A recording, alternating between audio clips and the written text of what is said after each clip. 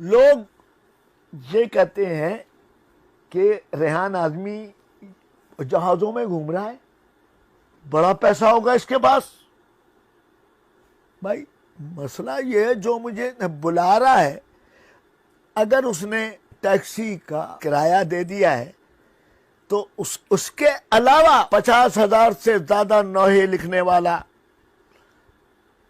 10,000 से ज्यादा मनकबत लिखने वाला, 5,000 से ज्यादा सलाम लिखने वाला, वो उसके लिए नदीम सरवर, हसन सादिक, रजा अब्बास जैदी और रिजवान जैदी, फला फला फला फला, या गली का कोई बच्चा गाजी अब्बास के अलम पर हाथ रख के कह दे कि रेहान आज़मी ने किसी से 2 पैसे लिए। 50,000 नौहों का आपने कभी कुछ नहीं लिया। मैं कह तो रहा हूं कि गाजी अब्बास के अलम पर हाथ रख के कह दो किसी को भी। और वो बात दीगरे है कि किसी ने सालगिरह में, शादी ब्याह में कोई लिफाफा दे दिया हो, उससे मैं इनकारी नहीं हूं, या मेरे लिफाफे पर नियाज़ हुसैन लिखकर किसी ने 10 रुपए दे दिए हों तो उसका इनकारी हूं नहीं मैं, मेरे सर पे है वो नियाज़ हुसैन। उससे हट के आप से फिर कह रहा हूं, किसी ने शादी ब्याह सालगिरह में अगर इन्वेलप दे दिया हो तो शायद मैंने भी कुछ किया होगा। नदीम सरवर जैसे आदमी ने, जब उनकी शादी हो रही थी तो उन्होंने कहा एक दिन कि यार मेरी शादी में रेहान आज़मी ने 4,000 रुपए दिए थे। उन्होंने भी मेरे बच्चों की शादी ब्याह में, बेशक वो जमाना जिस जमाने में मैंने 4,000 दिए थे, आज के दौर में वो 4,000 4 लाख के बराबर होंगे। नदीम सरवर ने बिल्कुल मेरे बच्चे की शादी में लिफाफा दिया और उसमें लाख रुपए दिए। ठीक, मैं कह रहा हूं, मैं झूठ नहीं बोल रहा हूं,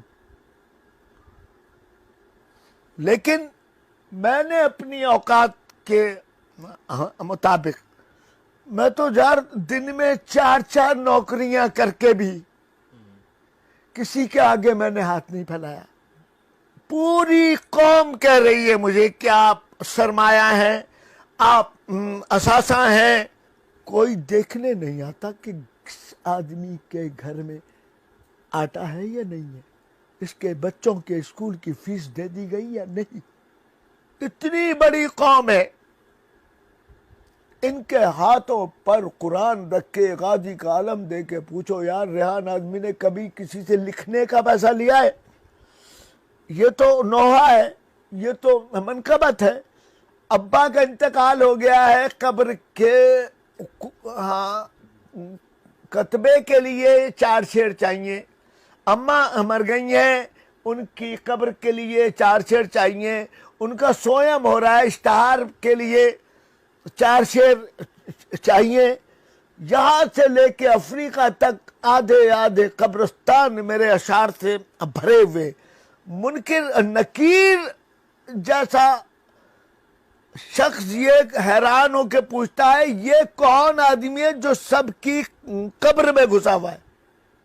मैं शिकवा नहीं कर रहा हूं, लेकिन अपने रब से हक रखता हूं, अपने मौला से शिकायत करने का हक तो रखता हूं ना। मैं अपने बाप से अगर शिकायत ना करूंगा तो फिर किससे करूंगा? मुमताज कादरी, गवर्नर का कातिल, हुकूमत पाकिस्तान ने उसको फांसी की सजा दी। उसकी कौम ने पहले तो उसको पूरे पाकिस्तान में पैनाफ्लैक्स बैनर लगा लगा के उसको शहीद डिक्लेयर करवा लिया। उसकी जनाजे में 22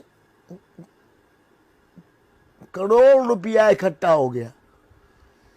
अल्लाह मुझे माफ करे, मैं शिकवा नहीं है मेरा ये, लेकिन रेहान आज़मी को कोई व्हीलचेयर देने वाला नहीं है।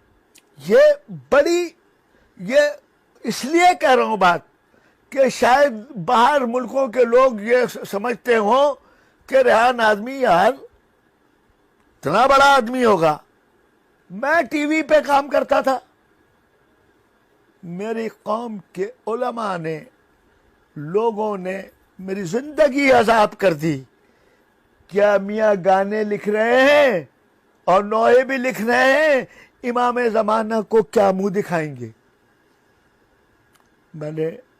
मुझे उठते बैठते ताने दे दे के मैंने टीवी छोड़ दिया। तो फिर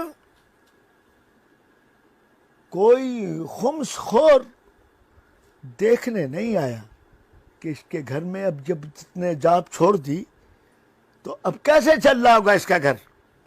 मेरी वाइफ सन 2009 से 2017 तक अस्पताल में कैंसर के मर्ज में पड़ी रही। पूछे पूरी कौम से, सिवाय अल-जुल्फ़कार के नकी या एक आध और आदमी है जिन्होंने मुझे ये कह के कसम दी हुई है कि नाम मत लीजिएगा। वो भी इतने कोई लाखों नहीं, करोड़ों नहीं।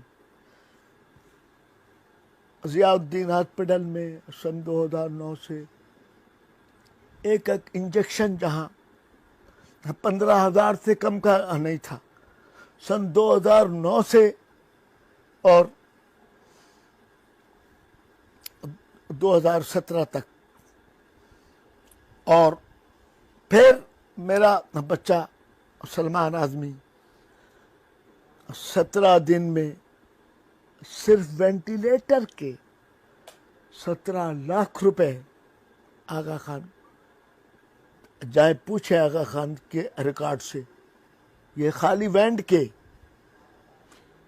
और उसके बाद घर की कोई कीमती चीज रह नहीं गई, सब बिक गई, इसलिए कि किसी के आगे मैंने हाथ नहीं फैलाया। इतने बड़े बड़े लोग बैठे हुए, इतने बड़े बड़े, मैंने लिखता रहा सारे लोगों के लिए। सिर्फ मैं कहता हूं कि पूरी दुनिया से एक आदमी ले आइए, क्योंकि आपका तो काम है, अब आप कैमरा लेके टहल रहे हैं, हर जगह लोगों से बात कर रहे हैं, उनसे ये सवाल जरूर कीजिएगा, यार ये रेहान आज़मी, आज मैं नाम लेने से गुरेज करूंगा, यूट्यूब से लोगों को 5-5 करोड़ रुपए, 2.5 करोड़ रुपए मिल रहे हैं। इनसे पूछिए कि आप मौला को हाजिर नाजिर जान के बताइए कि इतने पैसे मिल रहे हैं या नहीं, और इसमें से आपने रेहान आज़मी को कभी देने की कोशिश की, जबकि उसने तो हमेशा कहा नहीं चाहिए मुझे। ये YouTube पे आपके लिखे हुए नोहे अपलोड करते हैं, उससे जो रॉयल्टी मिलती है आपको कुछ नहीं मिला उसका? मौला की कसम खा के कह रहा हूँ, एक सिंगल टेडी पैसा मेरे लिए हराम है। रेहान भाई, वो भी बताइएगा कि आप गुज़िश्ता दिनों कनाडा गए थे, वहाँ बड़ा शदीद बीमार पड़ गए थे, हॉस्पिटल का बिल इतना था कि आप नहीं पे कर सकते थे, क्या गुजरी आप? हाँ, वो ये है कि मुझे एक साहब ने ये तरीका समझा दिया था।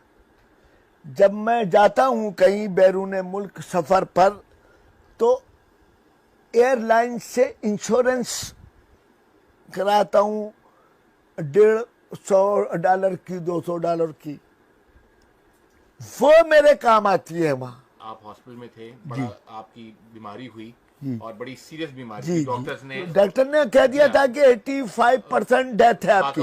डॉक्टर्स ने बड़ी बात कह दी थी, और आपको मौला ने फिर एक दफा सेहत दी, जिंदगी दी। मैंने कभी इस चीज का पैसा लिया ही नहीं।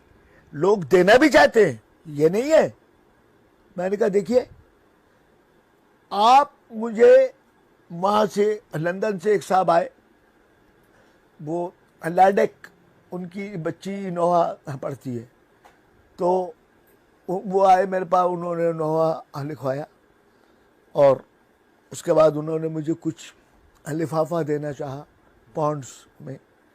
मैंने कहा लैडेक साहब, ये पैसे अगर आप मुझसे नोहा लिखवाने से पहले दे देते तो शायद मैं वसूल कर ले लेता। अब मैंने नोहा लिखने के बाद ये हदिया हो जाएगा और मैं इतना सस्ता नहीं बेचूंगा जिक्र हुसैन। क्या खूबसूरत बात कही आपने जी।